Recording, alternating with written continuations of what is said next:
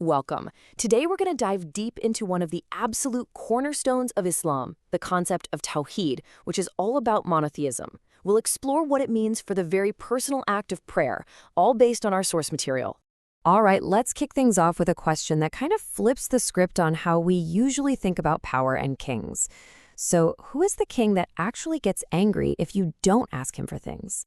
And the answer, as our source explains it, is God. I mean, think about it. Any earthly king or leader, you keep bugging them with requests, and sooner or later, they're going to get annoyed, right? But God is presented as this king who is actually displeased when we don't turn to him, when we don't ask for his help. This really unique idea about our relationship with God leads us straight into the most foundational principle of Islam. It's a concept known as Tawheed. So, what is Tawheed? Well, at its heart, it's the core belief that God is absolutely one, unique, and the only one worthy of our worship. And according to our source, this isn't just some abstract idea. It's presented as the entire purpose for why the universe was even created. That's a pretty big deal. And if you wanted to boil it all down to one sentence, this line from the Quran pretty much does it.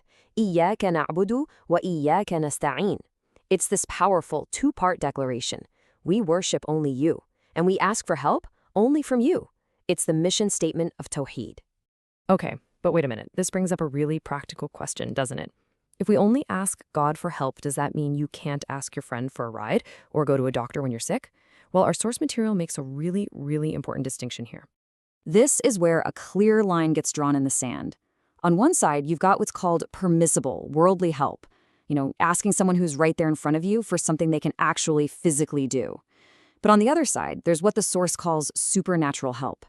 And that's the belief that someone who isn't physically present, maybe a saint or prophet who has passed on, can hear you and supernaturally solve your problems. That second kind of help, that's considered an act of worship, and it's reserved for God alone. Now, the source is smart. It knows what you might be thinking right now, and it brings up a very down-to-earth question. Okay, then why do you ask your mother for bread? It's a great point. And the answer is actually pretty straightforward.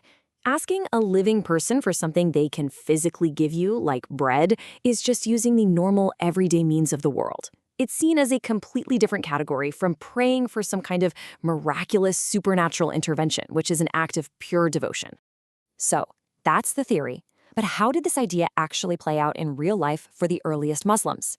Let's take a look at some of the evidence presented from the Quran and the life of the Prophet Muhammad's closest companions. Let's start with a real historical case study. During the time of Caliph Omar, the community was hit by a terrible drought. We're talking a major crisis, no rain, crops failing, people were getting desperate. And what Umar did next is absolutely key. The Prophet Muhammad had passed away at this point, so instead of praying to the Prophet for help, Umar went to the Prophet's uncle, Abbas, who was still alive, and asks him to lead the prayer to God for rain. See the difference? He used the means of a living person to reach out to God. Now for a second story, and this one is just tragic. There was an incident where a group of 70 of the Prophet's companions, these were scholars and teachers, were betrayed, ambushed by an enemy tribe, and they knew they were about to be killed. And in their final moments, their prayer perfectly illustrates this principle. They didn't cry out, "Oh Muhammad, save us!" Instead, they prayed to God. And their request was, "Oh Allah, inform our Prophet of what's happening to us." Their call for help went straight to the ultimate source, asking him to pass the message along. So all these examples have been building up to this, the ultimate case study, according to our source, for truly understanding Tawheed, the example of Prophet Jesus, or Isa as he's known in Islam. Now, to really make its point, the source first makes sure we understand just how incredible and powerful Jesus was. It lists his jaw-dropping miracles, virgin birth, raising the dead, curing diseases, even breathing life into clay birds. But there's a critical phrase that's always attached. He did all of this only by God's permission. And this, of course, leads to the million-dollar question, right? If a person can do all these amazing, supernatural things, does that make him worthy of being worshipped?